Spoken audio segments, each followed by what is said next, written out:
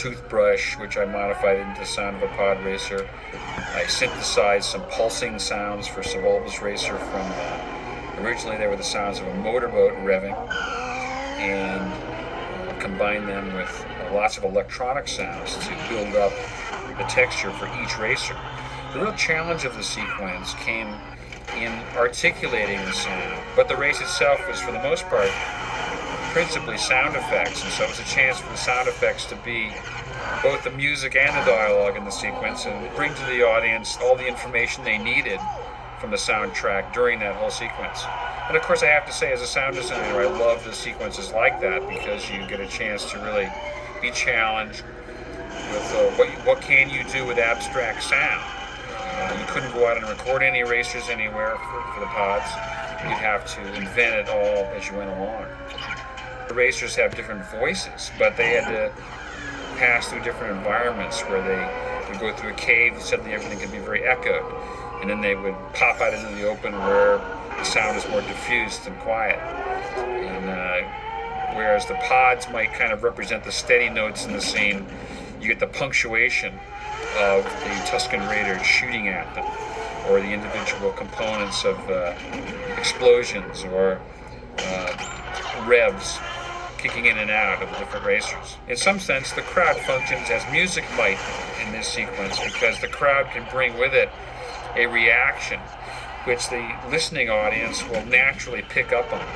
And it was a real trick that I struggled with, to say, how can an 8-year-old boy appear to be competent racing something like this?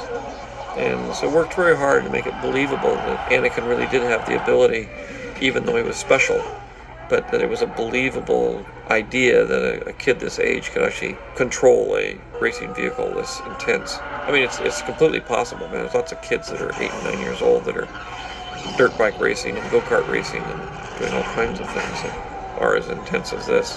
But you got to make the general audience believe that that's possible. It definitely frees up your imagination, because I wouldn't even allow myself to think of a scene like this before, because it would just be, impossible to do. On all levels, financial and technical, you just couldn't accomplish this. So it's fun to be able to do something that you kind of had dreamed about over the years, but even, only in fantasy, as you're sitting writing a script, say, oh, wouldn't it be great if I could do this, wouldn't it be great if I could do that, but to finally be able to say, okay, I'm going to do it, and then see it come off as well as ILM was able to pull it off. Because, to me it looks sufficiently realistic that I believe I'm actually there. Out a mistake we made. We have one shot in here where we have Sebulba chasing Anakin, but there's no Sebulba in the cockpit. Right there. He's not actually in the cockpit, that's his headrest. But I figured we could get away with it. Now they know. Where Anakin's engine catches fire and he falls behind. It was greatly extended after George showed it to some friends of his. He showed the scene in rough cut to Ron Howard and a bunch of his other friends. And Ron suggested that this moment where Anakin is struggling to try and get his engine reignited should be extended, so that you really feel the tension of him falling behind and hurry up. So we got about 10 shots added after that screening. Did a great job of creating an environment for these things to pass through, and it's a completely digital environment. But again, it's as photorealistic as anything I could have ever shot if I'd have gone into some canyon somewhere. It's a very difficult task to work this all out for the scene. But it was really about the only option. We looked at trying to shoot helicopter plates for this in some exotic locations, but they wouldn't really be exotic enough. I mean, no place on the Earth is quite as unusual and distinctive as what George had in mind for the terrain here. Also, even if you did find a location that was suitably exotic looking, you could never really fly a helicopter fast enough to get these plates. It's a little tricky telling the story of how these two pods get hooked together and then break apart, and what Anakin does in terms of accelerating to cut them loose, and then at the same time it sets Sebulba off balance so that he loses control of his vehicle. It's again told visually rather than logically, so you get the sense of what's going on without actually knowing how it happened. When Sebulba crashes at the end of the film, there's a moment of silence just before everything goes haywire with his engine, and that's a deliberate moment in the soundtrack. In order to make a contrast, he wanted to create a big crash and a big runaway sound of his engine.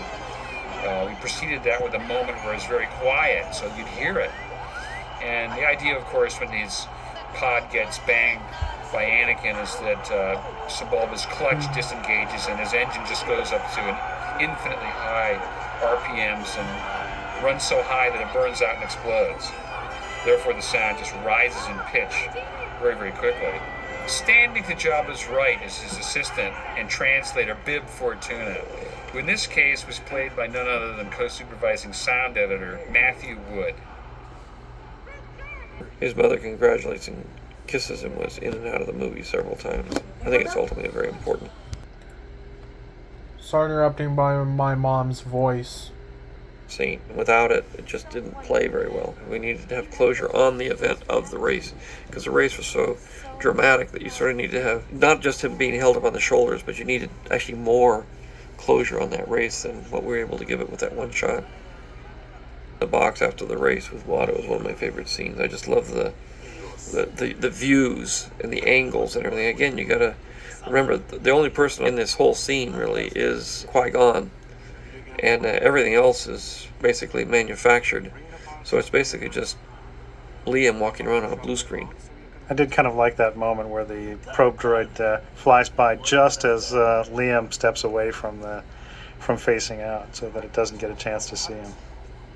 There's always things in the backgrounds out of focus, but that adds texture and depth to the shot. So George will always get us to add, more characters, more creatures, more droids. Scene that we shot, we thought we'd outsmart ourselves, so we had him put his little braid on the wrong side because I was going to flop the whole thing, and then it turned out I didn't do it, so I kind of outsmarted myself. Shot of Liam on the EOP was especially difficult to do. We needed to have some motion of it rocking back and forth when we shot the blue screen element of Liam. But then taking that and animating an EOP to move that same way under him and still have it look natural is extremely difficult. Scenes here kind of back to back with Annie and his mother. Well, I have to say, besides saying goodbye to 3PO, but they're really primarily about Annie and his mother, which is quite a bit of time overall for a movie like this. But the relationship between Anakin and his mother is sort of crucial to what happens later on, and I wanted to give this moment of their parting sufficient emphasis, and to understand that it was Annie's choice really to go along and become a Jedi, sitting here thinking that his mother was going to come along with him, and then realizing that she wasn't, and realizing he was going to go off on his own, and making that as difficult as possible without going overboard. I've actually, when I shot this scene, there was quite a bit more crying and carrying on, and it sort of went emotionally, I think, over the top, melodramatically from what the rest of the movies are and what the style I'd created for myself. So I toned it down a bit, kept it, the idea going there, but didn't really go for what one would say the gold of hysteria and emotional breakdown. It just seemed like too much when we began to watch it. It seemed out of place with the rest of the movie.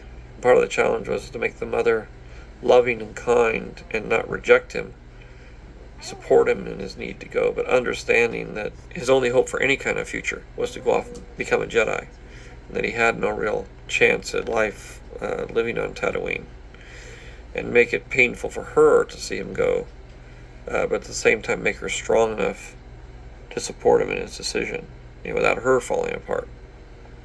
And I actually have it both ways. I have some takes that are a little less emotional in this, and I have some that are way more emotional.